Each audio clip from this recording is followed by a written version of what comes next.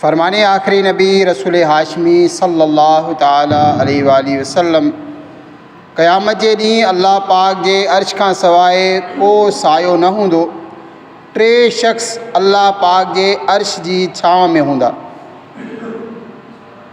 Number 1 उहो शख़्स जेको मुंहिंजे उम्मती जी परेशानी परे करे। नंबर 2 मुंहिंजी सुन्नत खे ज़िंदा करण वारो। ऐं नंबर 3 मूं ते कसरत सां दुरूद शरीफ़ पढ़ण वारो। बैठते उठते जागते सोते हो इलाही मेरा शियार दुरूद। यानी या अल्लाह पाक अहिड़ी तौफ़ीक़ अता फ़रमा जो वेहंदे उथंदे सुम्हंदे जागंदे बस हर वक़्तु दुरूद पाक पढ़ंदो रहण जी आदत बणिजी वञे।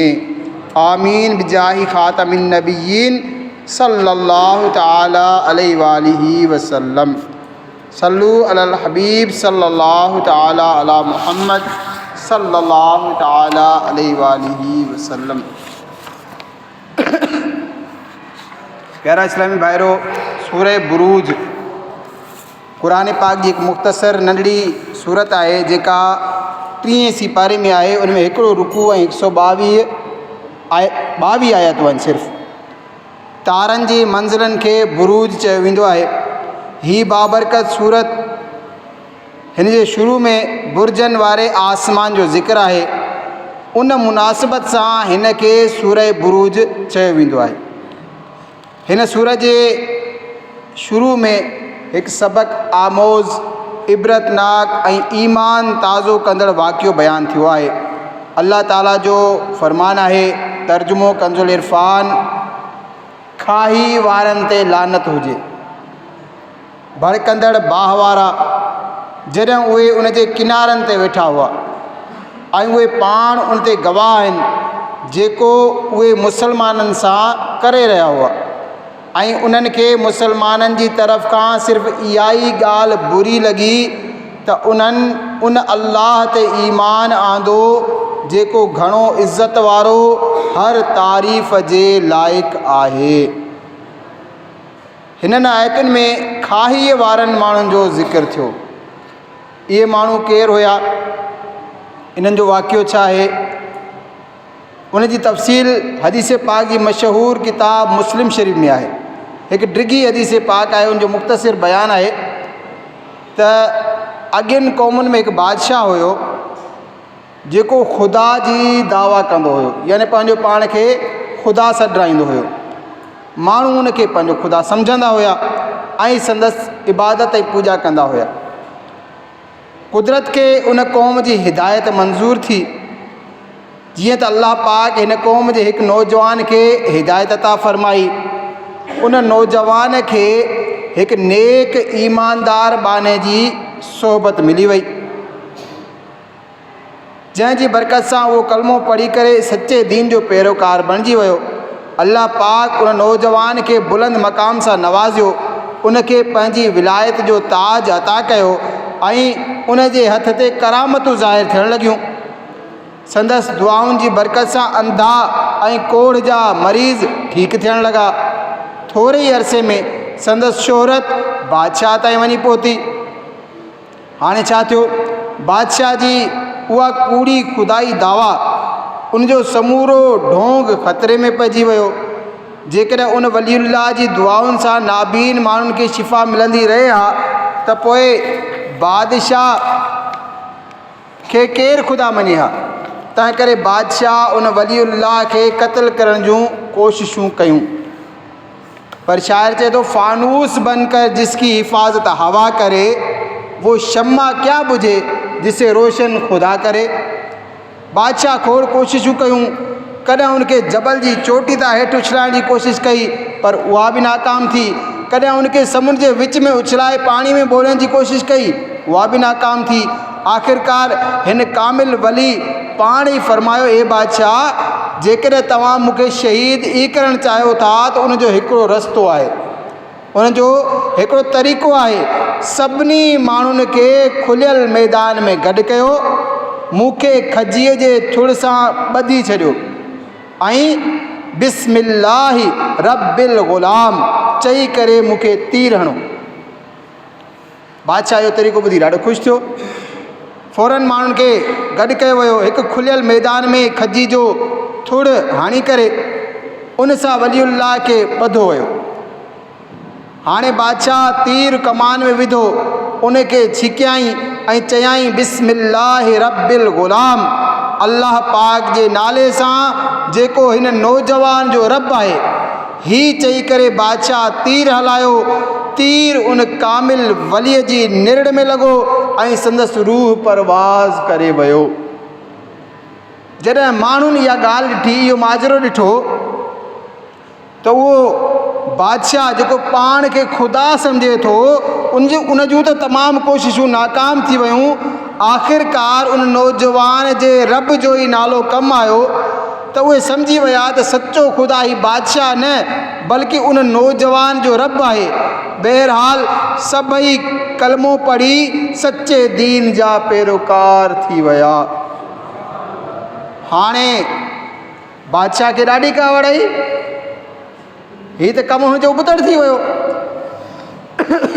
संदसि खुदाई जी कूड़ी दावा जो राज़ खुली चुको हो। माण्हू खे छॾे करे अल्लाह वाहिद ऐं यकता हिकु हक़ीक़ी ख़ुदा ते ईमान आणे चुका हुया। तंहिं करे बादशाह कावड़ में अची करे हुकुम ॾिनो, घिटियुनि जे किनारनि ते खॾा खोटे करे उन्हनि में बाह ॿारी वञे। बादशाह जो हुकुम पूरो कयो वियो। बादशाह ॿियो हुकुम जारी कयो त जेको बि पंहिंजे दीन खां फिरी करे मूंखे ख़ुदा न मञे तंहिंखे बाह में उछलायो वञे। बादशाह जो इहो बि हुकुम पूरो कयो वियो। माण्हुनि खे उन में बाह में विधो वञणु लॻो। एतिरे में हिकु औरत आई जंहिंजे हंज में हिकिड़ो नंढड़ो ॿारु हुयो। उन मोमिना औरत खे कंहिं बि क़िस्म जो ख़ौफ़ ख़तरो न हो, पर माउ जी मोहबत खे जोश अची वियो ऐं उहा माउ पंहिंजे ॿार खे ॾिसी करे थोरो तरसी, यानी बाह में टुप ॾियण खां थोरो बीह वई। उन ते उन ॿारु चयो, उन ॿारु छा चयो, अम्मा सब्र कर, अम्मा सब्र कर, तूं फ़िक्र न कर, बेशक तूं सचे दीन ते आहीं। पोइ उन ॿार ऐं संदसि माउ खे बि बाह में उछलायो वियो। रिवायतुनि जे मुताबिक़ ज़ालिम बादशाह जे उन ज़ुल्म ते अल्लाह पाक जो गज़ब जोश में अची वियो ऐं ॾिसंदे ई ॾिसंदे उहा ई बाह जेका बादशाह ईमान वारनि खे साड़ण जे लाइ लॻाई हुई, उहा बाह खॾनि जे किनारनि खां निकिती ऐं उन्हनि ज़ालिमनि खे साड़े ख़ाक करे छॾियो। प्यारा प्यारा इस्लामी भाइरो, हीउ हिकु क़ुरानी वाक़ियो आहे। हिन वाक़िए मां असांखे खोड़ सारियूं ॻाल्हियूं सिखण जे लाइ मिलनि थियूं। मसलन हिन वाक़िए मां मालूम थियो त अल्लाह पाक जे तरफ़ां ईमान वारनि ते इम्तिहान ईंदा रहंदा आहिनि। कामयाब मुसलमान उहो आहे जेको उन्हनि इम्तिहाननि में सब्र ऐं शुक्र सां साबित क़दम रहे। हिकु वॾो सबक़ु आहे। असां मां घणा माण्हू इहे सोचींदा आहिनि, कॾहिं कॾहिं सुवाल बि कंदा आहिनि त असीं मुसलमान आहियूं, अल्लाह पाक खे मञूं था, उन जे रसूल जो कलमो पढ़ूं था, अल्लाह पाक खे सजदो कयूं था, उन जी इबादत कयूं था, उन जे बावजूदि असां आज़माइशुनि में आहियूं। मुसलमाननि में गुरबत आहे, तंगदस्ती आहे, आज़माइशूं बि आहिनि। हिन वक़्तु सॼी दुनिया में मुसलमान मुख़्तलिफ़ क़िस्मनि जे मुश्किलातुनि जो बि शिकार आहिनि, जॾहिं त ग़ैर मुस्लिमनि जा हालात असांजे भेट में तमामु घणा बहितर आहिनि। उहे अमीर बि आहिनि, उन्हनि जूं वॾियूं वॾियूं इमारतूं बि आहिनि, उन्हनि वटि ख़ुशहाली बि आहे, सभु कुझु आहे। आख़िर ईअं छो? उनजो निहायत आसान जवाबु आहे। हदीस शरीफ़ में फ़रमायो वियो, दुनिया मुसलमान जे लाइ क़ैद खानो आहे, जॾहिं त काफ़िरनि जे लाइ जन्नत आहे। हाणे पाण गौर फ़रमायो, क़ैद खाने में छा हूंदो आहे? आज़माइशूं, मुश्किलातूं, तकलीफ़ूं, तंगदस्तियूं ई हूंदियूं आहिनि। लिहाज़ा असां मुसलमान आहियूं त हिन दुनिया में असां ते आज़माइशूं ईंदियूं ई ईंदियूं। क़ुरान पाक में अचे थो, तर्जुमो कंज़ुल इरफ़ान, छा माण्हुनि इहो सम्झो आहे त उन्हनि खे फ़क़ति एतिरी ॻाल्हि ते छॾियो वेंदो जो उहे चवनि था असां ईमान आंदो ऐं उन्हनि खे आज़मायो न वेंदो? तफ़सीर सिरातुल जिनान में हिन वाक़िए मां मालूम थियो तफ़सीर सिरातुल जिनान में आहे त हिन वाक़े मां मालूम थियो त मुस्लमाननि खां उन्हनि जे ईमानी ताक़त मुताबिक़ इम्तिहान वठणु अल्लाह पाक जो क़ानून आहे। बीमारी, गुरबत, मुफ़लिसी, मुसीबतूं इहे सभु अल्लाह जे तरफ़ां अचण वारियूं आज़माइशूं आहिनि जिन जे ज़रिए मुख़लिस ऐं मुनाफ़िक़ पधरा थींदा आहिनि। हज़रत अनस रज़ियल्लाहु ताला अन्हु खां रिवायत आहे, रसूल ज़ीशान मक्की मदनी सुल्तान सल्लल्लाहु ताला अलैहि वसल्लम जन फरमायो, घणो सवाबु वॾी मुसीबत सां गॾु हूंदो आहे ऐं जॾहिं अल्लाह पाक कंहिं क़ौम सां मुहबत फरमाईंदो आहे त उनखे आज़माइश में मुब्तला कंदो आहे। सो जेको उन ते राज़ी थियो उन जे लाइ अल्लाह पाक जी रिज़ा आहे ऐं जेको नाराज़ थियो उन जे लाइ नाराज़गी आहे। प्यारा इस्लाम भाइरो, हिते हिकु वज़ाहत ॿुधी छॾियो। दुनिया में ईमान वारनि ते जेकी मुश्किलातूं ऐं आज़माइशूं ईंदियूं आहिनि उहा बि असुल में अल्लाह पाक जी मशीयत आहे। उन सिलसिले में हिकु ईमान अफ़रोज़ रिवायत ॿुधो, मनक़ूल आहे ॿ मलाइक हुया। हिकु मलाइक आसमान खां ज़मीन ते अची रहियो हुयो, ॿियो मलाइक ज़मीन खां आसमान ॾांहुं वञी रहियो। ॿिन्ही जी पाण में मुलाक़ात थी। हिकु मलाइक ॿिए खां पुछियो, तव्हां किथां अची रहिया आहियो? ॿिए चयो, फलाणे शहर में हिकु गैर मुस्लिम रहंदो आहे, उहो सख़्तु बीमार हुयो, संदसि आख़िरी वक़्तु बि अचण वारो ई हो। उन गैर मुस्लिम दुनिया में जेकी बि नेक अमल कया हुया उन्हनि सभिनी जो बदिलो उनखे दुनिया में ई ॾिनो वियो। उन करे हिन लाइ आख़िरत में का बि चङाई बाक़ी न रही हुई जंहिंजे बदिले में हिनखे क़यामत जहिड़ी का नेमत मिले। हा, रुगो हिकु चङाई बाक़ी हुई। ज़िंदगी जे उन आख़िरी घड़ी में उन गैर मुस्लिम खे मच्छी खाइण जी ख़्वाहिश थी, तंहिं करे मच्छीअ जी ॻोल्हा कई वई, पर सॼे शहर में किथे बि मच्छी न मिली। मूंखे अल्लाह पाक हुकुम ॾिनो त हिन लाइ मच्छी जो बंदोबस्तु करियां त जीअं उन जी उहा जेका हिकु चङाई बाक़ी आहे उन जो बि बदिलो दुनिया में ई थी वञे ऐं हू आख़िरत लाइ बिल्कुलु बेवस ऐं ख़ाली हथ रहिजी वञे। जीअं त मां उन गैर मुस्लिम लाइ मच्छीअ जो बंदोबस्तु करणु वियो हुउसि, उन मलाइक पंहिंजी ॻाल्हि पूरी करण खां पोइ ॿिए खां पुछियो, तव्हां केॾांहुं वञी रहिया आहियो? चयाईं, फलाणे शहर में हिकु मुस्लमान आहे, उन जो बि आख़िरी वक़्तु आहे, उन जा जेके बि गुनाह हुया उन्हनि सभिनी जे बदिले हुनखे आज़माइश में मुब्तला कयो वियो आहे। हाणे हुन जे आमाल नामे में को बि गुनाह बाक़ी न बचियो आहे, फ़क़ति हिकु गुनाह बाक़ी आहे। आख़िरी लम्हनि में उनखे उञ लॻी आहे ऐं हू पाणी पीअणु चाहे थो। मूंखे हुकुम ॾिनो वियो आहे त उन जो पाणी हारे छॾियां त जीअं उन जी आज़माइश जे बदिले उन जो आख़िरी गुनाह बि मिटायो वञे ऐं हू गुनाहनि खां बिल्कुलु पाक ऐं साफ़ थी करे दुनिया मां रुख़सत थिए। सुभान अल्लाह। प्यारा प्यारा इस्लाम भाइरो, छा त शान आहे मुंहिंजे रहमान ऐं रहीम रब जो। असां उन जा बाना आहियूं, हू असांखे ख़ुशियूं अता करे या आज़माइश में रखे, हीअ उन जी मर्ज़ी आहे, उन जी रिज़ा आहे। हर हाल में उन जो एहसान ई आहे, पर क़ुर्बान वञो उन जी रहमत केॾी वसी आहे। असां गुनाह कंदा आहियूं, पाण खे जहन्नम जो हक़दार बणाईंदा आहियूं ऐं असांजो क़ादिर ऐं क़यूम रब असां ते आज़माइश मोकिले करे असांजा गुनाह मिटाईंदो ऐं असांजे लाइ जन्नत जो रस्तो आसान बणाईंदो आहे। बहरहाल ज़िंदगी में आज़माइशूं ईंदियूं आहिनि, गुरबत बि ईंदी आहे, तंगदस्ती बि ईंदी आहे, मुश्किलातूं बि ईंदियूं आहिनि, परेशानियूं बि ईंदियूं आहिनि। कॾहिं कॾहिं ज़ुल्म ऐं सितम जो निशानो बि बणायो वेंदो आहे। इन्हनि हालात में असांखे घुरिजे त सब्र खां कमु वठूं। सब्र ई बहितरीनु शइ आहे ऐं सभ खां अहम ज़िमेदारी जेका अहिड़े वक़्तु असांजी ईंदी आहे उहा हीअ आहे त असां पंहिंजे ईमान जी भरपूर हिफ़ाज़त कयूं। असां खाईअ वारनि जो वाक़ियो, क़ुरानी वाक़ियो ॿुधो, उन में थोरो गौर कयो। बादशाह जंहिं ख़ुदाई दावा कई हुई उहो सख़्तु ज़ालिम हो। हिन मोमिननि ते ज़ुल्म कयो, खेनि जहिड़ो ई बाहि में विझी छॾियो। क़ुर्बान वञो उन्हनि मज़बूत ईमान वारनि माण्हुनि बाहि में सड़णु जान ॾियणु त मंज़ूरु करे वरितो, पर पंहिंजे ईमान खां थोरो बि पोइ ते न हटिया। एतिरे क़दुरु जो हिकु माउ पंहिंजे नंढड़े ॿार खे हंज में खणी ॿार सां गॾु बाहि में उछलाए वई। उन मौत खे क़बूलु कयो पर पंहिंजे ईमान जो सौदो न कयो।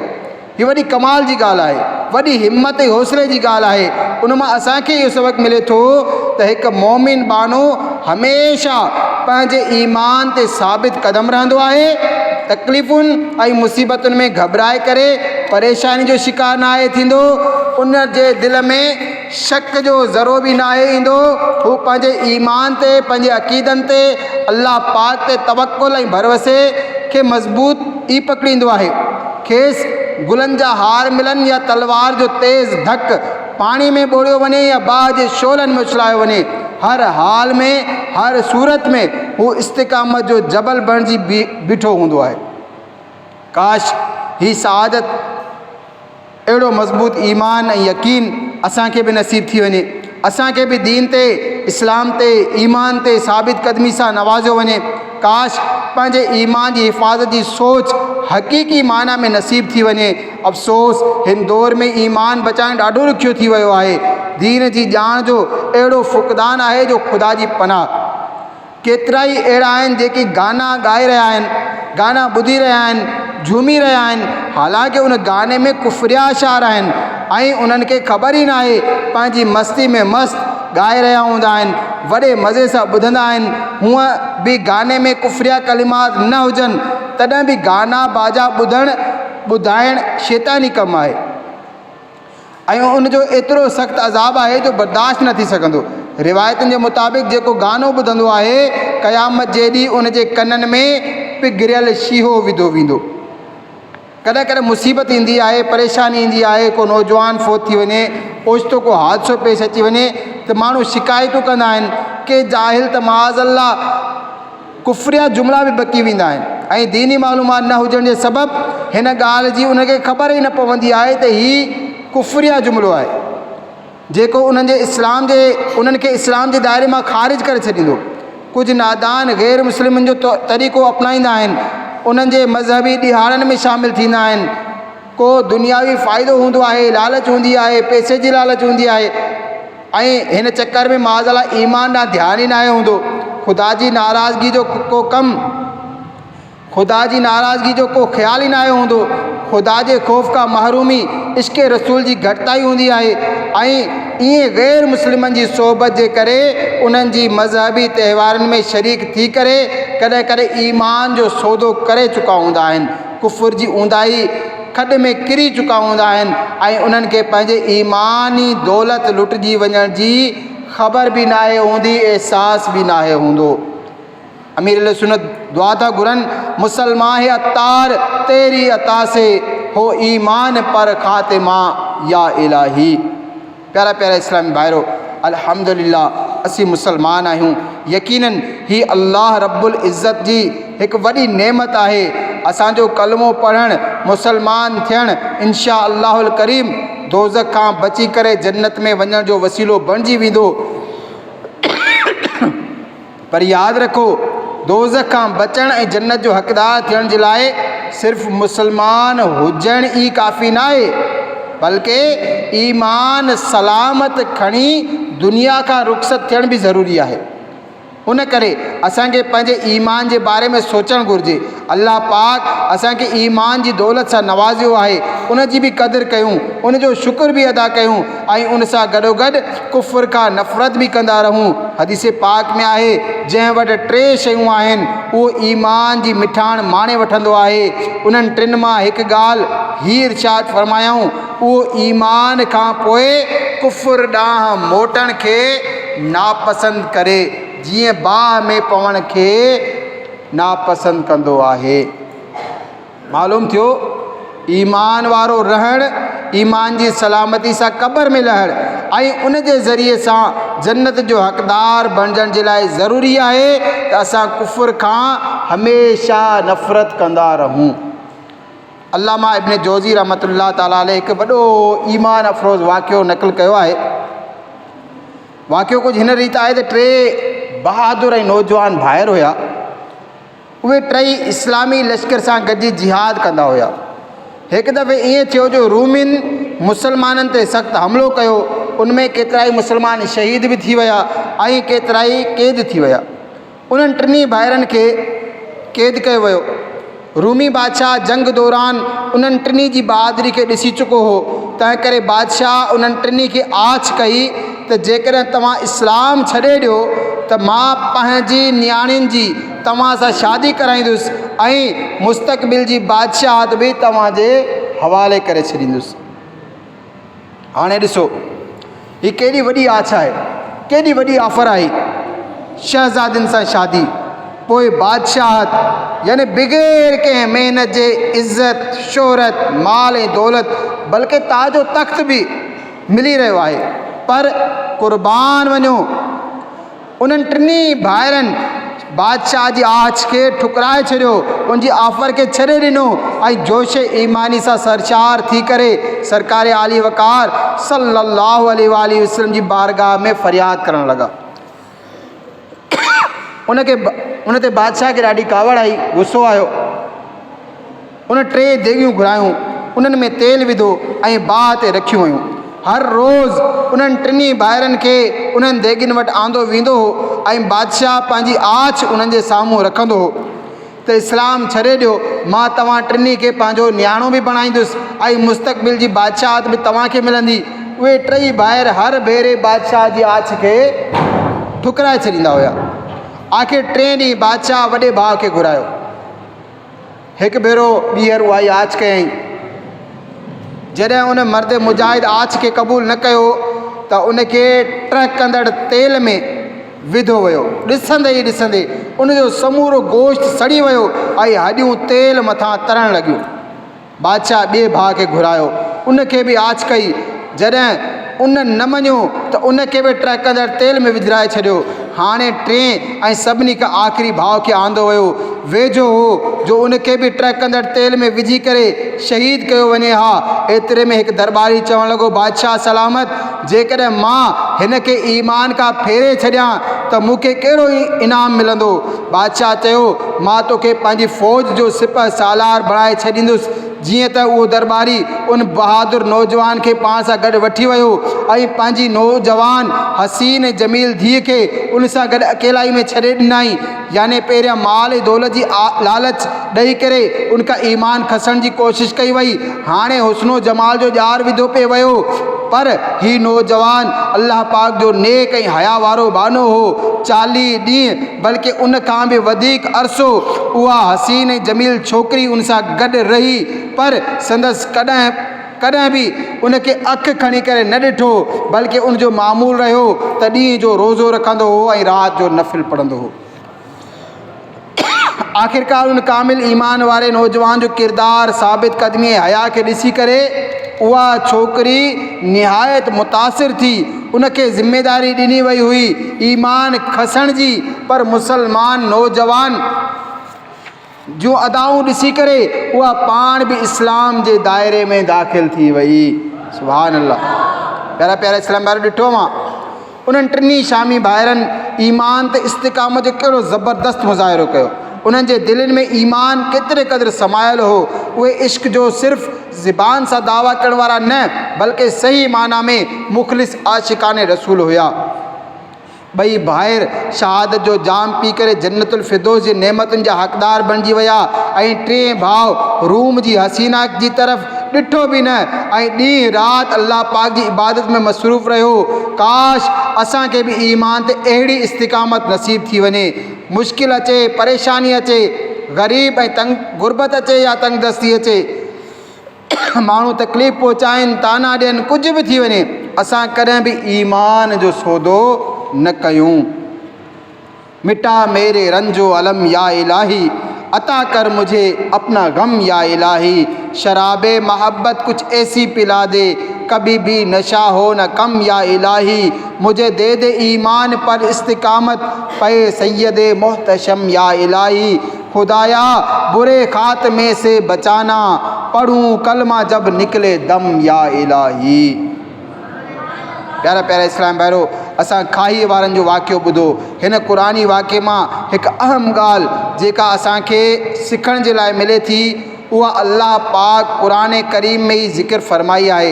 इरशाद थिए थो, तर्जुमो कंज़ुल इरफान, बेशक जन मुसलमान मर्दनि ऐं मुसलमान औरतुनि खे आज़माइश में मुब्तला कयो पोइ तौबा न कई, उन्हनि जे लाइ जहन्नम जो अज़ाब आहे ऐं उन्हनि जे लाइ बाह जो अज़ाब आहे। मालूम थियो मुसलमाननि खे तकलीफ़ पहुचाइण निहायत सख़्तु गुनाह ऐं वॾो जुर्म आहे। उन जी सज़ा तमामु ख़तरनाक आहे।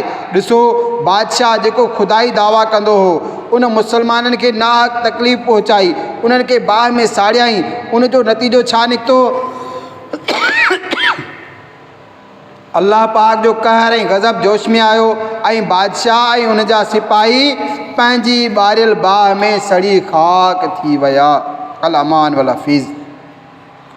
अल्लाह पाक असांखे अहिड़नि ख़तरनाक जुर्मनि ऐं अहिड़े ख़ौफ़नाक सज़ा खां महफ़ूज़ फ़रमाए। ए आशिकान रसूल, निहायत अफ़सोस जी ॻाल्हि आहे, अॼुकल्ह मुसलमाननि खे तकलीफ़ पहुचाइण खे मामूली सम्झो वञे थो। माण्हू बिना ख़ौफ़ बिना कंहिं ख़ौफ़ जे ॿियनि खे तकलीफ़ पहुचाए छॾींदा आहिनि ऐं बिल्कुलु बि न आहिनि ॾिजंदा। को चुगलियूं हणी ॿियनि खे तकलीफ़ पहुचाईंदो आहे, को गारियूं ॾेई करे कंहिंखे तकलीफ़ पहुचाईंदो आहे, कंहिंजो दिलि ॾुखाईंदो आहे, ॿियनि जे माल ते नाहक कब्ज़ा करे, बिना क़सूर ऐं बिना महल कावड़ करे, माराए करे, माण्हुनि खे बेॾोह मुक़दमनि में फासाए करे, माप तौर में कमी करे, माल फुरे करे, मज़ाक उॾाए करे, ताननि जा तीर वसाए करे, प्रैंक जे नाले ते ॿियनि जी इज़त ख़राब करे, सोशल मीडिया ते वीडियोज़ वायरल करे ऐं ख़बर न आहे कहिड़े कहिड़े अंदाज़ में ॿियनि खे तकलीफ़ पहुचाई पई वञे। ऐं हिन खां बि वधीक ख़तरनाक ॻाल्हि हीअ आहे त ॿियनि खे तकलीफ़ पहुचाए करे माण्हू ख़ुशि थींदा आहिनि, पाण खे बहादुर सम्झी रहिया हूंदा आहिनि, ॿियनि खे धोखो ॾियण खे पंहिंजी होशियारी सम्झी रहिया हूंदा आहिनि। लिहाज़ा न तौबा जी तरफ़ वधंदा आहिनि, न पंहिंजी आख़िरत जो को फ़िक्र कंदा आहिनि। गुनाह त थी वियो, पर उन ते शर्मिंदगी मिली वञे त इहा बि वॾी ॻाल्हि आहे। पर अफ़सोस, अॼुकल्ह माण्हू दिलि ॾुखाए करे शर्मिंदा बि न आहिनि थींदा, मुआफ़ी बि न आहिनि घुरंदा, उबतो उन ते ख़ुशि थी रहिया हूंदा आहिनि। ए काश असांजी दिलि में मुसलमाननि जी इज़त वेही वञे, असां पंहिंजे मुसलमान भाइरनि जो एतिराम करणु सिखी वञूं। यकीन कयो, इस्लाम में अमन ऐं सुकून, भाईचारे ऐं हिक ॿिए जे प्यार मुहबत खे तमामु घणी अहमियत ॾिनी वई आहे। जेके माण्हू उन इस्लामी भाईचारे खे नुक़सानु पहुचाईंदा, पंहिंजे मुसलमान भाइरनि खे तकलीफ़ ॾींदा या उन्हनि जी इज़त नफ़्स खे नुक़सानु पहुचाईंदा आहिनि, उहे निहायत ई बुरा माण्हू आहिनि। हिकु भेरे रसूल करीम सल्लल्लाहु तआला अलैहि वसल्लम जी जन साहबा इकराम खे फ़रमायो, छा मां तव्हांखे भलनि ऐं बुरनि जी ख़बर न ॾियां? हिकु शख़्स अर्ज़ु कयो, जी या रसूलल्लाह सल्लल्लाहु अलैहि वसल्लम, असांखे असांजे बुरनि भलनि जी ख़बर ॾियो। फ़रमायूं, तव्हांजो भलो उहो शख़्स आहे जंहिंखां ख़ैर जी उमेदु कई वञे ऐं उनजे शर खां अमन हुजे, ऐं तव्हांजो बुरो उहो शख़्स आहे जंहिंखां ख़ैर जी उमेदु न कई वञे ऐं उनजे शर खां अमन न हुजे। हिन हदीस पाक जी शरह जो ख़ुलासो आहे त उहो माण्हू जंहिं ॾांहुं माण्हुनि जूं दिलियूं मुतमइन हुजनि, माण्हू उन जे बारे में ही एतिक़ाद रखंदा हुजनि त हीउ शख़्स कंहिंखे तकलीफ़ नाहे ॾींदो, बल्कि जेसि ताईं थी सघे ॿियनि जी ख़ैर ख़्वाही कंदो आहे, अहिड़ो शख़्स तमामु भलो आहे। जॾहिं त उहो माण्हू जंहिंखां माण्हू डिॼंदा हुजनि, उन्हनि खां भलाई जी उमेदु न रखंदा हुजनि, उन जे शर खां बचण जी कोशिशि कंदा हुजनि, उहो शख़्स निहायत बुरो माण्हू आहे। प्यारा इस्लामी भाइरो, असांजो प्यारो मज़हब इस्लाम हर मुसलमान जी जान, माल, इज़त जे तहफ़ुज़ जी ज़मानत ॾींदो आहे। हुज़ूर पाक सल्लल्लाहु अलैहि वसल्लम जो फ़रमान आली शान आहे, हर मुसलमान जो रत, माल ऐं इज़त ॿिए मुसलमान ते हराम आहे। मुफ़स्सिर क़ुरान हज़रत मुफ़्ती अहमद यार ख़ान नईमी रहमतुल्लाह ताला अलैह इन हदीस पाक जे तहत लिखनि था, को मुसलमान कंहिं मुसलमान जो माल उन जी इजाज़त खां बग़ैर न खणे, उन जी इज़त ख़राब न करे, कंहिं मुसलमान खे नाहक ऐं ज़ुल्म कंदे क़त्ल न करे, जो ही सभु सख़्तु जुर्म आहिनि। मुफ़्ती साहब हिकु ॿिए मक़ाम ते लिखनि था, मुसलमान खे न दिलि में हक़ीर सम्झो न वरी उनखे हिकारत जे लफ़्ज़नि सां सॼो, न ई उनखे ख़राब लक़बनि सां यादि करियो, न उनजो मज़ाक़ बणायो। अॼुकल्ह असां में उहे ऐब तमामु घणा आहिनि, नसब या गुरबत ऐं मुफ़लिसी वग़ैरह जे करे मुसलमान भाउ खे हक़ीर सम्झंदा आहियूं। हू पंजाबी आहे, हू बंगाली आहे, हू सिंधी आहे, हू सरहदी आहे। इस्लाम ही तमामु फ़र्क़ु ख़तमु करे छॾिया। माखी जी मख मुख़्तलिफ़ गुलनि जो रस चुसे वठंदी आहे त उनजो नालो माखी थी वेंदो आहे। मुख़्तलिफ़ काठियुनि खे बाहि साड़े छॾे त उनजो नालो ख़ाक थी वेंदो आहे।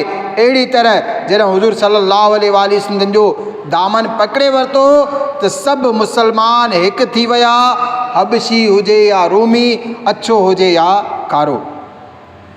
दामन मुस्तफ़ा जो लिपटा यगाना हो गया, जिसके हुजूर हो गए उसका ज़माना हो गया। तबरानी शरीफ में आए, रसूल अकरम सल्लल्लाहु अलैहि वसल्लम जन फरमायो, जंहिं बिना कंहिं शरई वजह जे कंहिं मुसलमान खे ईज़ा ॾिनो, उन मूंखे ईज़ा ॾिनो।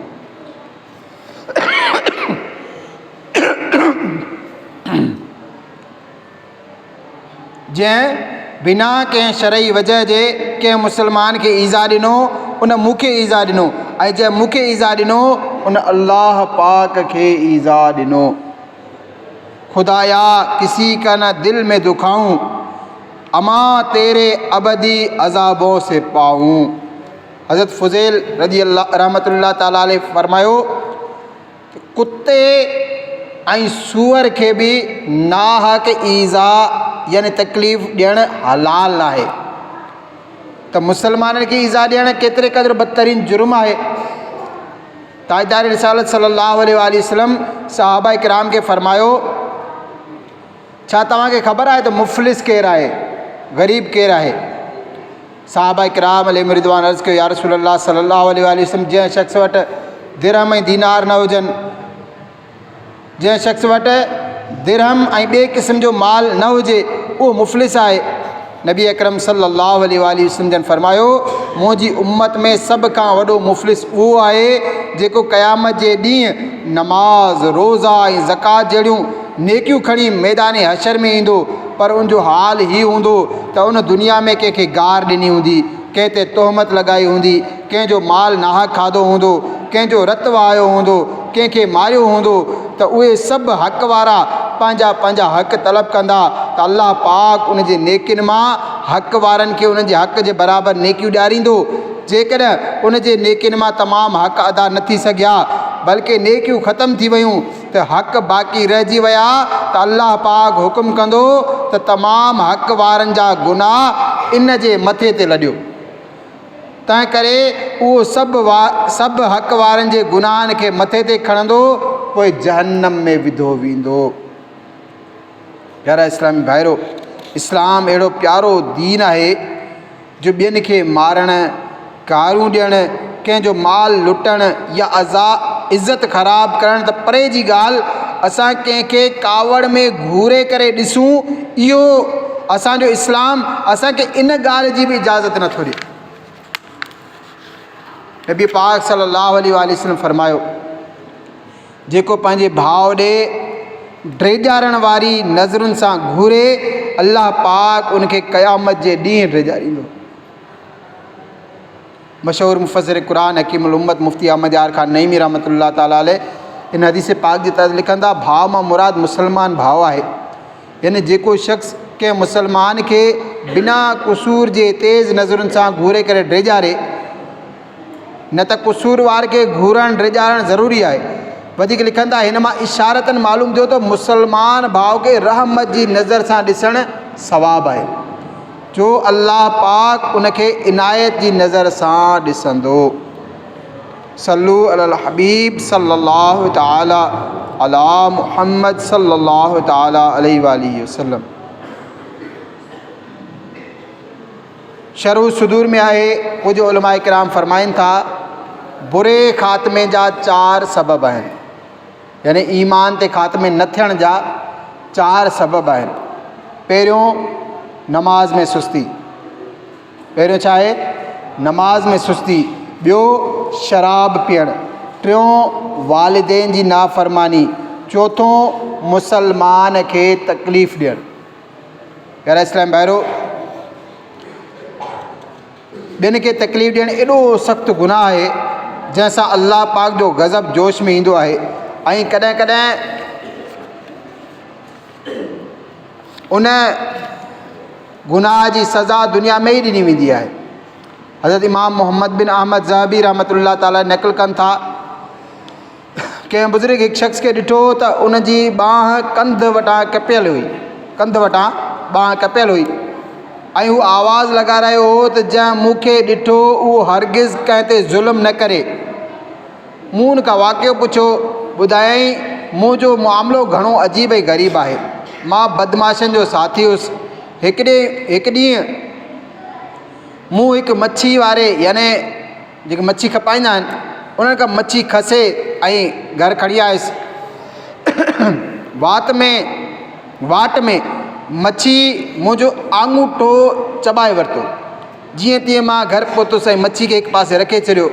आङूठे जे सूर ऐं तकलीफ़ जे करे मां सॼी राति सुम्ही न सघियुसि। सुबुह जो उथियुसि त डॉक्टर वटि वियुसि ऐं उनखे पंहिंजो सुॼियल ज़ख़्मी हथु ॾेखारियो। उन ॿुधायो त आङूठो कटणो पवंदो, न त बाद में सॼो हथु कटणो पवंदो। पोइ मूं पंहिंजो आङूठो कटराए छॾियो। पोइ हिकु ॾींहुं मुंहिंजे हथ ते धकु लॻो त पुराणो ज़ख़्म ताज़ो थी वियो। मूंखे शदीद तकलीफ़ थी रही हुई। वरी मां डॉक्टर वटि वियुसि, उन हथु कटण जो चयो। मूं कटराए छॾियो, पर सूरु सॼी ॿांह में फैलिजी चुको हो। मां सख़्तु तकलीफ़ में हुउसि। कंहिं बि घड़ी चैन न ईंदो हो, सुकून न मिलंदो हुयो। पोइ पहिरियां ठूठ ताईं, पोइ कुल्हे ताईं हथु कटराइणो पियो। कुझु माण्हुनि मूंखां तकलीफ़ शुरू थियण जो सबबु पुछियो। मूं उन्हनि खे मच्छी वारो वाक़ियो ॿुधायो। उहे चवणु लॻा, जेकॾहिं तव्हां पहिरें मरहले में मच्छी वारे वटि वञी उनखां मुआफ़ी घुरो हा ऐं उनखे राज़ी करियो हा त शायदि तोखे इहे उज़वा कटराइणा न पवनि हा। हाणे बि वक़्तु आहे, उन शख़्स वटि वञो ऐं उनखे राज़ी कयो, उनखां पहिरियां जो इहा तकलीफ़ सॼे जिस्म में फैलिजी वञे। मूं वॾी मुश्किल सां मच्छी वारे खे ॻोल्हियो ऐं मुआफ़ी घुरण जे लाइ उनजे पेरें पइजी वियुसि। उन परेशान थी पुछियो, तव्हां केरु आहियो? मूं ॿुधायो, मां उहो ई शख़्स आहियां जंहिं तव्हां खां मच्छी खसी हुई। पोइ